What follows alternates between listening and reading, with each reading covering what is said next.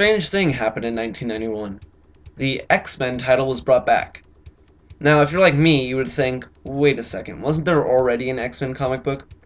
And you'd be right, as the formerly known X-Men title was officially changed to Uncanny X-Men in the mid-80s. But as I've said, a separate X-Men book titled simply X-Men was released in 1991 and to my knowledge continues today. This is X-Men Mutant Genesis, collecting issues 1 through 7 of Volume 2 of X-Men. And I do believe that's the most I've ever said X-Men in a short span of time. With the legendary writing talents of Chris Claremont, whose X-Men writing career actually ended in issue 3, John Byrne and Scott Lobdell, and Jim Lee's art, X-Men Mutant Genesis is a solid read. The book contains 2 story arcs, the first beginning within Magneto's Asteroid M, a space station above Russia, which creates a few conflicts. Beyond a fairly brief intro into the situation, there's a pretty cool Danger Room training sequence with the members of the X-Men. There's the regular banter, and Jim Lee's art portrays the action quite well.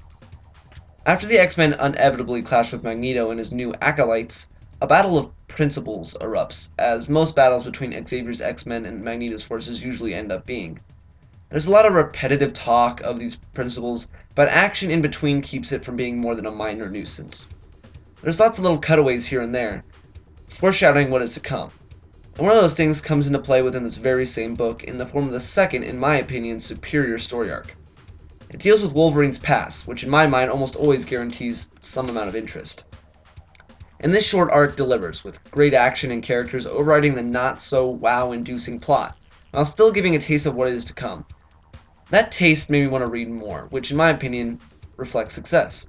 Now, it may seem like I've been really praising this book, but to be honest, it's not fantastic. Nothing really struck a chord with me, but X-Men Mutant Genesis is an entertaining read, especially for 90s X-Men fans. You know I have to say 90s because many people judge the quality of X-Men by the era.